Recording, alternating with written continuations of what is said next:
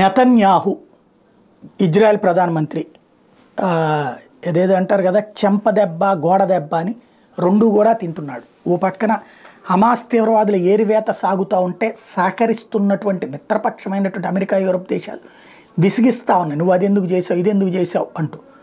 మరొక వైపున సొంత దేశంలో ఉన్నటువంటి వాళ్ళు బందీలను విడిపించడంలో ఫెయిల్ అయ్యామంటూ ఇజ్రాయెల్ ప్రధానమంత్రి ఇంటి మీదకే దాడికి వెళ్ళారు. ఇంటి మీదనే దౌర్జన్యం చేశారు. చివరికి పోలీసులు ఆపారు, కానీ చాలా బేభత్సం చేసి వదిలిపెట్టారు.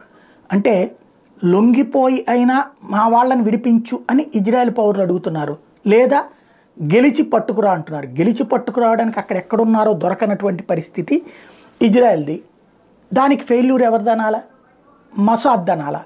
కానీ కారణం గెలిస్తే మొసాద్ అంటున్నారు, ఓడితే నెతన్యాహుద్ అంటున్నారు. ప్రజలే తిరుగుబాటు చేస్తున్నటువంటి వేళ అటు పక్కన చెంప దెబ్బ గోడ దెబ్బ రెండు తింటున్నాడు నెతన్యాహు.